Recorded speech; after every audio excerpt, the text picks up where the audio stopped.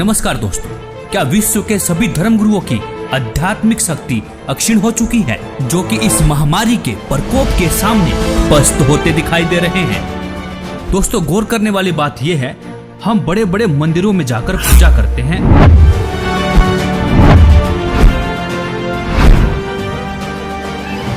मस्जिदों में जाते हैं, तीर्थ व्रत उपवास करते हैं, धर्म गुरुओं से दीक्षा लेकर भक्ति भी करते हैं। आखिर किस लिए? अपनी रक्षा के लिए ना।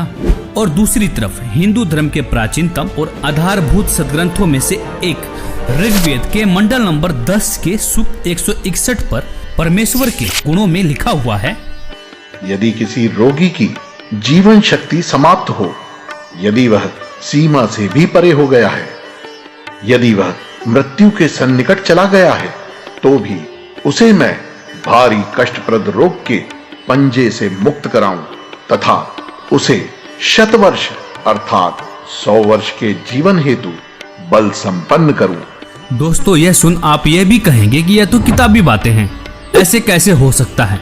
लेकिन दोस्तों, सच में ऐसा संभव है। वीडियो देखते रहिए, आगे बताएंगे भी और प्रमाण भी दिखाएंगे। यदि भगवान ऐसे लाभ नहीं दे सकता तो पवित्र वेद भी झूठे पड़ सकते हैं। एक तरफ विज्ञान फेल है तो दूसरी तरफ अध्यात्म भी। ऐसे में अध्यात्म पर भी सवाल उठने लाजमी है, क्योंकि वेद तो भगवान के गुणों का यह गुणगान करते हैं, कैसा भी रोगी क्यों ना हो, परमेश्वर उसे ठीक कर 100 वर्ष की आयु प्रदान करता है। तो आखिर क्यों इन धर्म गुरुओं के पास जाकर भक्ति करने से हमें इस महामारी से राहत नहीं मिल रही है? क्या यह धर्मगुरु आपके अनमोल जीवन के साथ खिलवाड़ कर रहे हैं?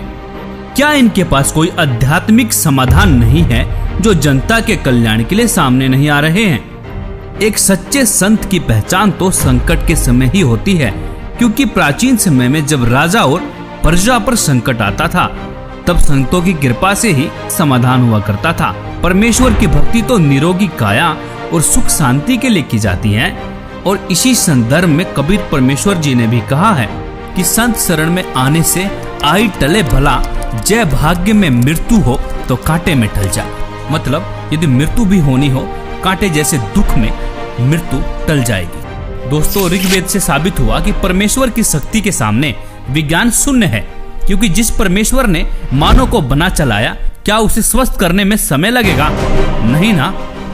दोस्तों, ऐसे में इस बात को भी दरकिनार नहीं करना चाहिए कि इस संकट की घड़ी में हमारे आध्यात्मिक धर्म गुरु क्या रोल अदा कर रहे हैं। कोई भी धर्मगुरु सामने आकर यह विश्वास नहीं दिला पा रहे हैं कि मानव जाति पर मंडरा रहे महासंकट से किस प्रकार से बचा सकते हैं। और दूसरी तरफ एक संत के शिष्य माननीय प्रधानमंत्री जी को लाखों पत्र लिखते हैं, लाखों ईमेल करते हैं। माननीय प्रधानमंत्री महोदय, भारत सरकार, मान्यवर, आप जी से हम संत रामपाल जी महाराज जी के लाखों अनुयायी आप जी के द्वारा मांगे गए सुझाव का सम्मान करते हैं। हमारी आप व आपकी सरकार से विनम्र प्रार्थना है, हम आप सभी से यह आग्रह करना चाहते हैं कि रामपाल जी महाराज इस विश्व में एकमात्र संत हैं जो शास्त्रानुकूल भक्ति विधि देकर लाखों करोड़ों परिवारों को कई प्रकार से दैहिक, दैविक, भौतिक तापों से राहत दिला चुके हैं। ऐसी आध्यात्मिक शक्तियों से परिपूर्ण संत जो कि बेकसूर हैं, उनको जेल में रखा गया है। बावजूद इसके यदि आप अपने मंत्रिमंडल के साथ उनके पास जाकर इस महामारी से बचाव हेतु अपनी प्रार्थना लेकर जाएं, तो हम ये पूर्ण विश्वास के साथ जानते हैं, क्योंकि संत परोपकारी व परमार्थी होते हैं, हमें यह पूर्ण विश्वास है कि वे अपनी दया दृष्टि पूरे विश्व पर बरसाकर इस समस्या से निजात दिला सकते हैं। आशा है इस एकमात्र बचाव के तरीके पर आप जी अमल अवश्य करेंगे। सत साहिब। और ट्विटर पर भी ट्रेंड करके पूरी दुनिया को विश्वास दिला रहे हैं कि सिर्फ और सिर्फ एकमात्र संत हैं जो मानव जाति को महासंकट से निजात दिला सकते हैं। वो संत कोई और नहीं, संत रामपाल जी महाराज हैं। यह सुन इस वीडियो को स्किप मत करना, जरा रुकिए, आपको विश्वास दिलाने के लिए कुछ जीते जागते प्रमाण पेश कर रहा हूँ, जिन्होंने संत रामपाल जी द्वारा बताई गई शास्त्र अनुकूल भक्ति की और परमेश्वर ने उनकी मृत्यु को भी टाल दिया। दोस्तों आज तक सिर्फ हमने सुना ही था कि परमेश्वर अंधे को आंख, कोढ़ी को काया, निर्धन को माया और बाज को पुत्र देता है, लेकिन यह अनसुना सत्य वर्तमान में सत्य साबित हो रहा है। दोस्तों ऐसे ऐसे एक नहीं, दो नहीं, हजारों प्रमाण ऐसे हैं जो संत रामपाल जी के अनुयायियों के जीवन में आप देख सकते हैं। मुर्दा बच्चा जीवित हुआ।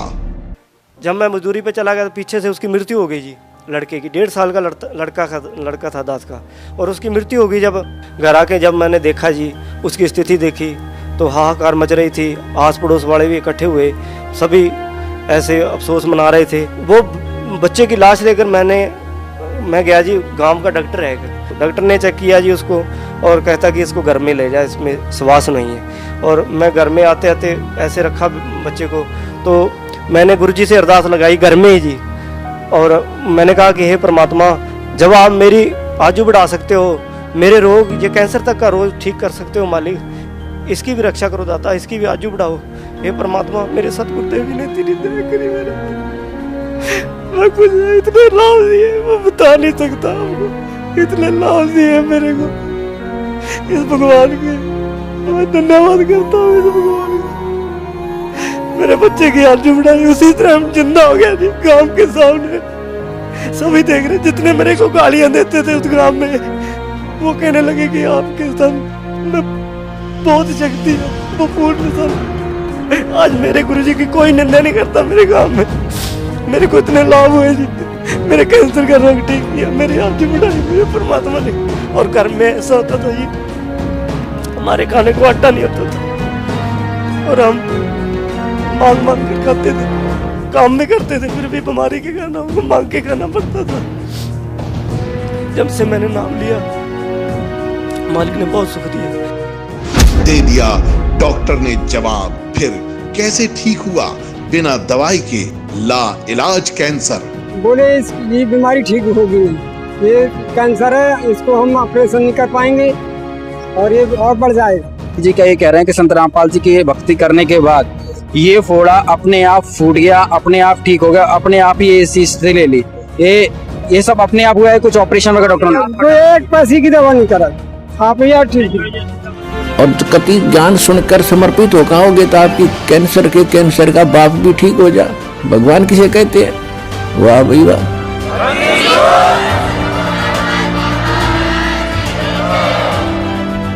मुर्दा हुआ जिंदा। पत्नी के भाई थे, उन्होंने बताया कि आपको तो डेड बॉडी हो गई थी। जिस समय डेड बॉडी, उस समय पूरे हॉस्पिटल में मतलब ये विषय का रहा कि वो ख़त्म हो चुका, और हर जगह मतलब ये बता दिया गया कुलवंत दास जी मृत घोषित हो गया। मेरे घर में आना जाना, रोना धोना हो गया था।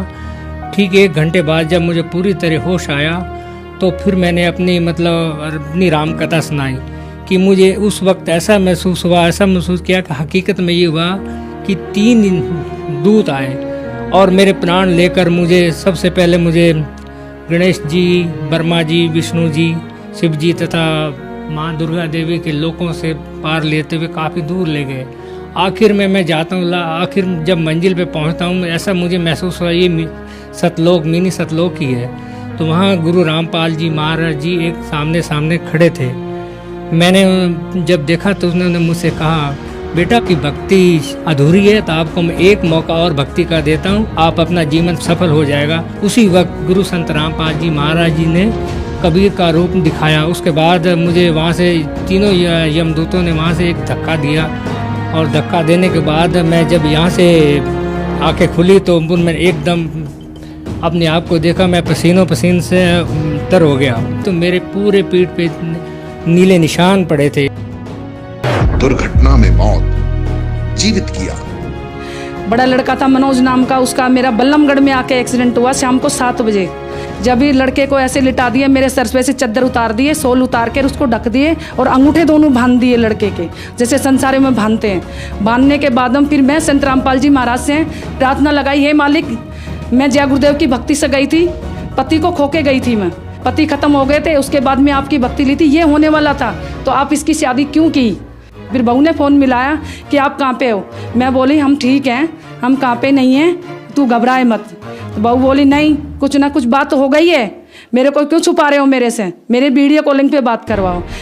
जब मैं गुरुजी को प्रार्थना लगाई झोली पसार के कि मालिक ये क्या होने होता, गुरुजी वहीं पे प्रकट हो गए। संत रामपाल जी महाराज प्रकट होके और लड़के को सोते हुए को आशीर्वाद दे के उठाए।